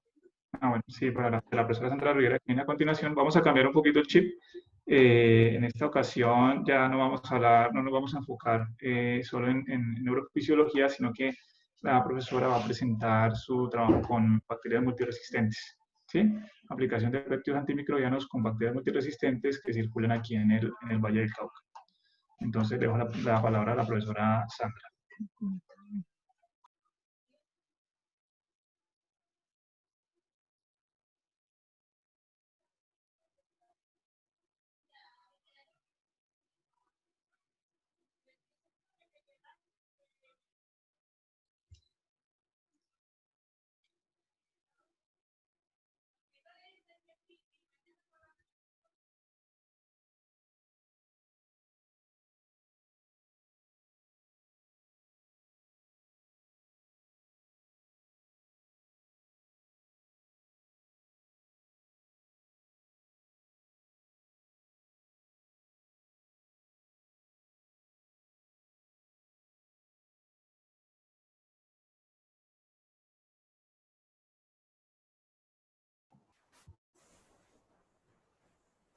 ¿Se está compartiendo? Sí. ¿Iniciar video? Sí. Y empiezo. Ay, Dios mío. Sí. ¿Está escuchando? Buenas tardes. ¿Me escuchan? ¿Me escuchan? Sí, la escuchamos. Bueno, mi nombre es Sandra Rivera. Voy a hablarles de la evaluación de la actividad antibacteriana de un péptido catiónico frente a bacterias gram-negativas resistentes a múltiples antibióticos. En este momento acabo de ingresar al programa de doctorado de la Universidad de la UCO de Córdoba, España. Pertenezco al grupo Gimia, pero este trabajo lo estoy realizando con mi tutor José Oñate aquí en Colombia. Y pues en este momento los dos, él me está dirigiendo, es mi director y él pertenece al grupo Kibio, o sea que existe una alianza entre los dos grupos de investigación. Bueno, pertenezco al programa de microbiología, soy docente del programa de microbiología y pertenezco a la Facultad de las Ciencias Básicas. Bueno, este trabajo ya se va a someter. Sandra, por favor, perdón, te interrumpo. Las diapositivas, debes colocar pantalla completa. Ah, espérate, qué pena. No lo miro acá. Ya va. Ahí ya. Sí, ¿cierto? Bueno, continúo. La presentación, si me entendieron, entonces, al grupo que presenté. En este momento, bueno, ¿por qué hacemos este trabajo de bacterias multiresistentes y péptidos? Porque la resistencia antimicrobiana, pues, es un evento de interés en salud pública, el cual genera impacto a nivel mundial, porque estas bacterias, pues, al haber tantas bacterias multiresistentes o resistencia a los antibióticos, pues ya no se pueden trabajar normalmente con los tratamientos convencionales.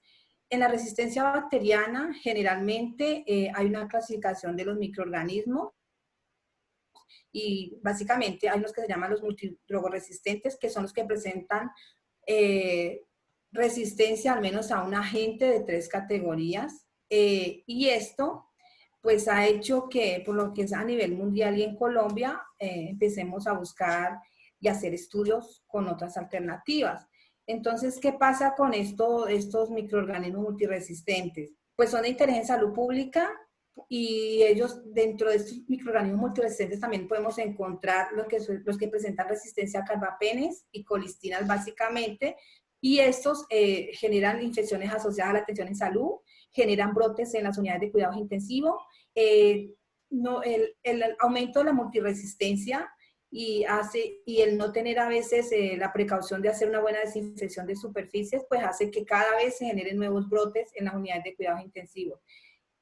Aquí en Colombia se encuentran mucho estos brotes y básicamente las bacterias que más predominan son la Klebsiella y las Pseudomonas. Esa es nuestra epidemiología en Colombia y también en el departamento del Valle, siendo el departamento del Valle el que causa, ocupando el segundo puesto a nivel nacional, que causa mayores brotes o que ocurren mayores brotes en la UCI por Klebsiella y Pseudomonas aeruginosa. Es por eso que en este trabajo nos enfocamos a estudiar estos dos tipos de microorganismos.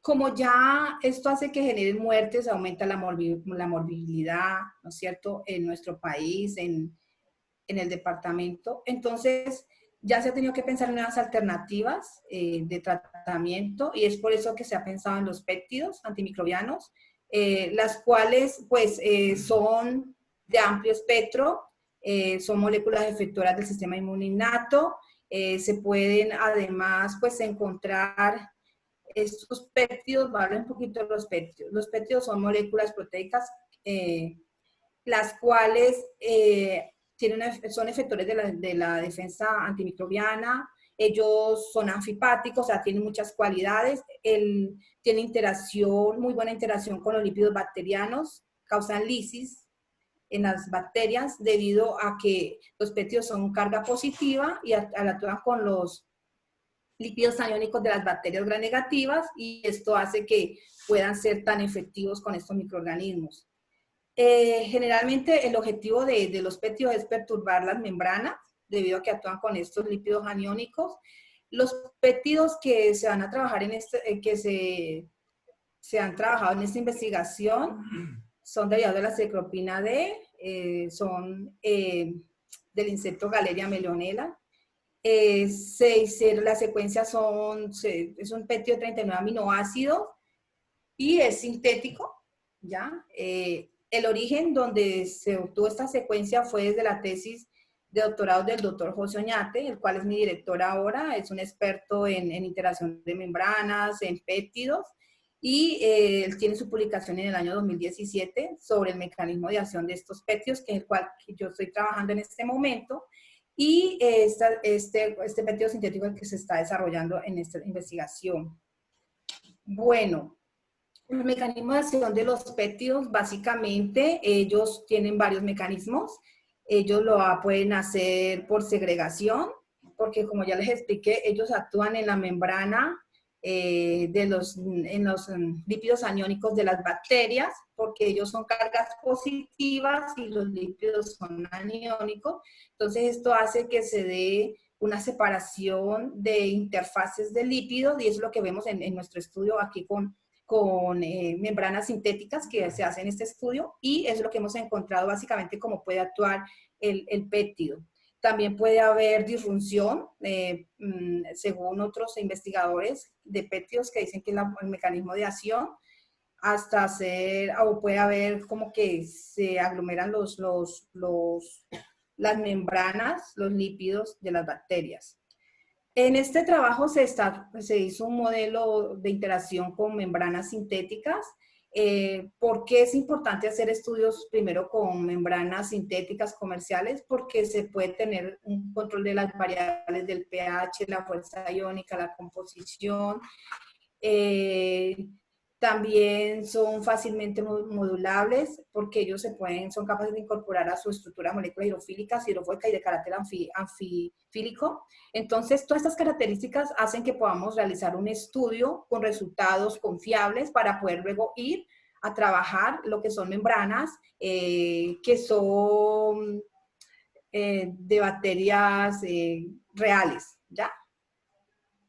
Entonces, como ya expliqué, el problema, yo expliqué que ya debido al aumento de la resistencia, el aumento de la morbilidad, el aumento de brotes en las UCIs y de que ya no tenemos tratamientos eficaces convencionales. Entonces eso nos hizo hacernos una pregunta de investigación, el cual dice que nos preguntamos si el péptido sintético derivado de la ciclopina D tendrá efecto inhibitorio en bacterias con diferentes mecanismos de resistencia circulante en el departamento del Valle del Cauca, utilizando la mínima concentración inhibitoria como método microbiológico para determinar el efecto inhibitorio.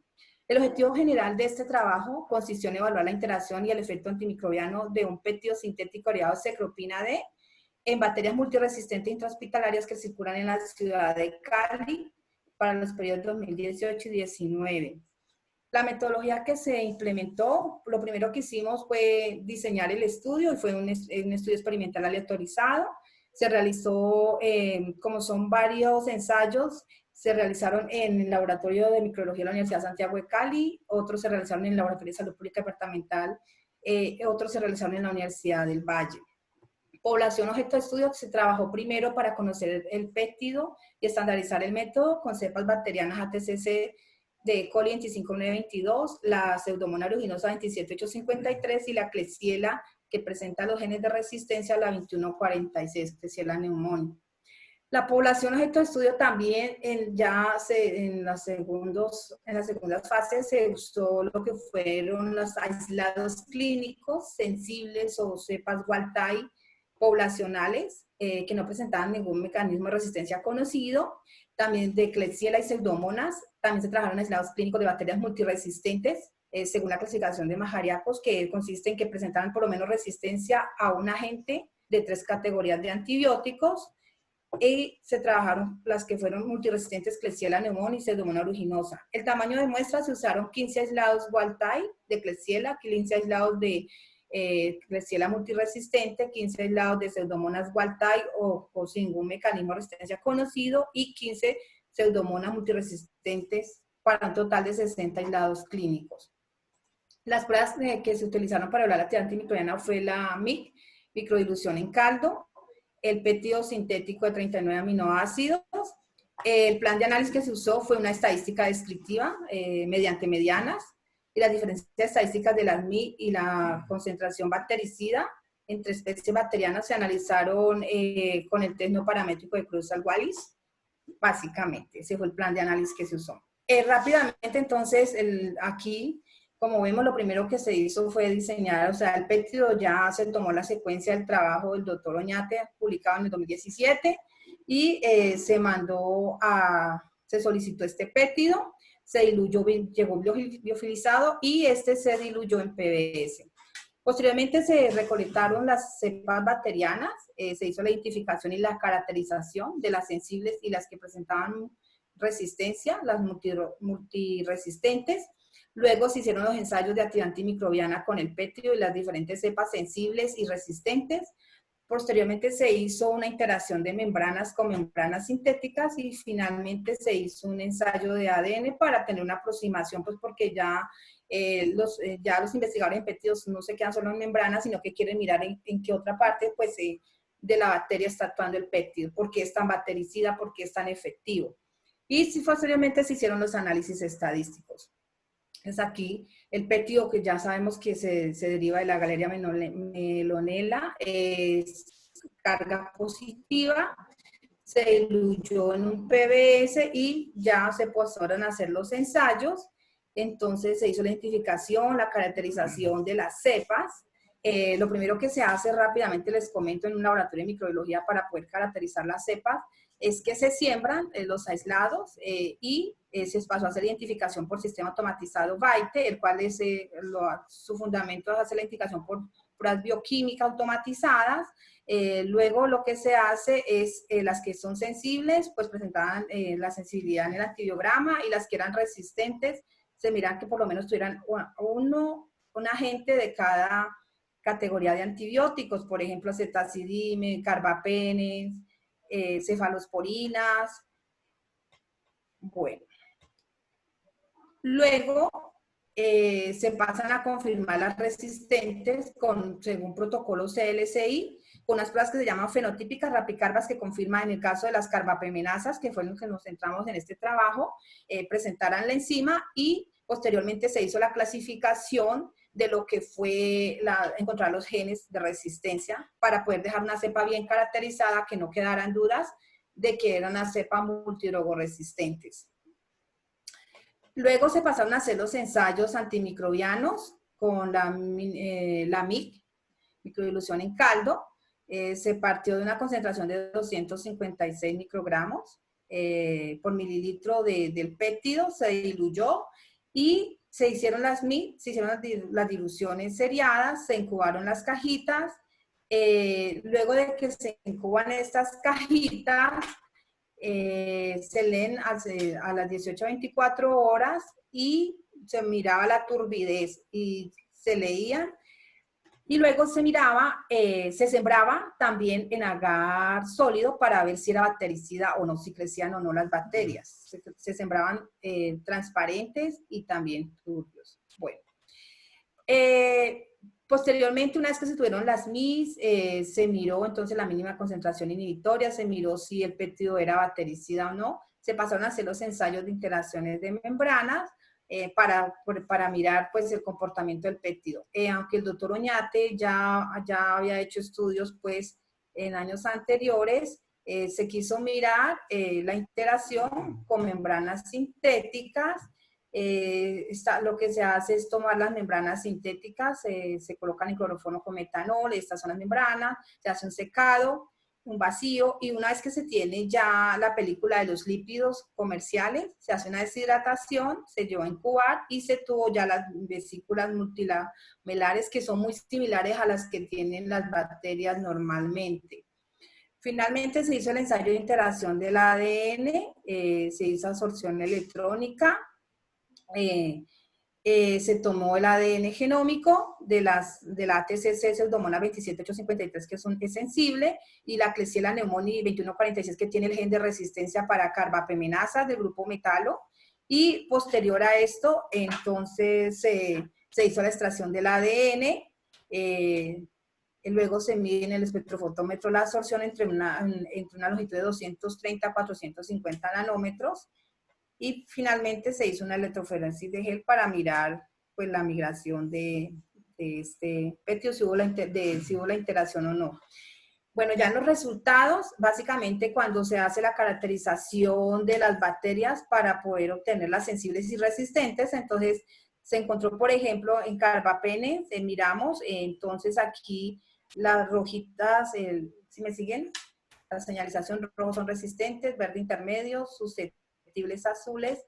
En el eje X tenemos el número de bacterias, fueron 30 porque eran, en este caso que estamos hablando de la Klebsiella, tenemos 15 sensibles y 15 resistentes, y acá en el eje Y tenemos las concentraciones de los antibióticos, así se lee pues, el antibiograma por 20. Entonces, podemos poner un ejemplo, miramos, por ejemplo, para Doripenem, entonces se clasificaron las que están resistentes, se miró ceftazidime, es otro agente de otro grupo de las cefalosporinas, y así sucesivamente miramos, entonces se fueron clasificando las resistentes según la clasificación de Magioracos, ¿no es cierto? Entonces, de esta manera fuimos separando las sensibles de las resistentes. Igual se hizo para la Pseudomonas aeruginosa, se tomaron las 30, 15 sensibles, las 15 resistentes, se miró, y entonces fuimos mirando, en este caso el carbapenem, se miró cuáles estaban resistentes y sensibles. La colistina, aquí en este caso tenemos además no solo un mecanismo de resistencia con carbapenem, sino con resistencia a colistina, que cuando se presenta esta resistencia pues ya es grave porque en este momento no hay más terapia ni alternativa como tratamiento. Cuando una persona es resistente a carbapenem, inmediatamente se piensa en colistina, pero si ya una persona tiene resistencia a colistina, que era la última alternativa, ya hay que pensar en péptidos y otros mecanismos y otras alternativas, que es lo que estamos haciendo en esta investigación. Luego hicimos la caracterización fenotípica de que lo que decía el antibiograma, efectivamente, según CL6, se tiene que confirmar la enzima, y se hizo con la Rapicalba-NP, las cuales todas las que eran multirogoresistentes fueron positivas. Se clasifican para mirar, además, si la resistencia a carbapenem son las típicas endémicas del país o son de grupos metalos. En este caso, las bacterias pues dieron positivas para EDTA. En este caso vemos a las pseudomonas, que también presenta que sí tenía la enzima carbapemenasa, y además tenía que el EDTA es positivo. Esos fueron los criterios de inclusión, que además de ser multiresistentes por equipo automatizado, además pues tuvieran resistencia a carbapenems, porque era la que nos interesaba y porque son los de brotes y de interés en salud pública. Entonces ya se clasificaron las bacterias. Perdón, se me olvidó mostrar acá. Además de mirarle la fenotípico, hicimos los genotípicos, que fueron los genes, se hizo por biología molecular, y obviamente se encontraron que sí tenían los genes para carbapemenasa del grupo metalo, y que además hay coproducción con otras que son las propias endémicas del país, que le llamamos las KPC, al igual acá para Klebsiella. Se me olvidó mostrar en un momento los genes. Entonces las cepas quedaron súper caracterizadas, y ya pasamos a los resultados. En los resultados encontramos que las cepas, las que son wild type, dieron una MI entre 4 y 8, para Klebsiella pneumoniae, y también la mínima concentración bactericida, o sea que no crecieron en la caja Petri cuando se sembraron después de la lectura, también fue de 4 a 8 microgramos por mililitro. En el caso de las pseudomonas, se obtuvo unas MI de 8 microgramos por mililitro y un p-valor, o sea que no hubo diferencias significativas entre las cepas wild type, es decir, que de 4 a 8 se pueden eliminar estos microorganismos, no se encontró, y según la literatura, pues como ellas tienen un parecido en sus lípidos aniónicos, por eso no hay diferencia. Cuando miramos las pseudomonas multirogoresistentes con la Klebsiella multirogoresistente, se obtuvieron los mismos rangos de MI de 8 a 16, pero aquí sí hubo diferencia con el p-valor, y pues esto se puede deber a que además Klebsiella no solo presentó mecanismos de resistencia a carbapenem, sino que también tenía colistina. Entonces, eso hace que haya una tendencia de requerir más MIS para la pseudomona, pero en realidad tienen los mismos rangos, pero cuando uno veía las barras hay una tendencia de requerir 16 microgramos. Y para las ATCC se utilizó más o menos de 4 a 8. Estos estudios y estas MIS son comparables con otros estudios en China, de Sean, que también trabajan con péptidos, de Yahamani, como podemos ver. Aquí se quiso mirar solamente el comportamiento de pseudomonas, porque ellas, además de ser metaloresistentes, tenían además resistencia a colistina, y aquí se ve con una p-valor de 0,01 que sí hay diferencias, que hay una tendencia de las pseudomonas que tienen colistina o resistencia a requerir de 16, y esto es comparar microgramos por microgramos, esto es comparable con los estudios de Chen, que también ha hecho estudios de péptidos con colistina. Incluso el péptido de nosotros dio menos MIT, o sea que es muy bueno y efectivo, y las bacterias no crecían en las cajas Petri, o sea que eran bactericidas.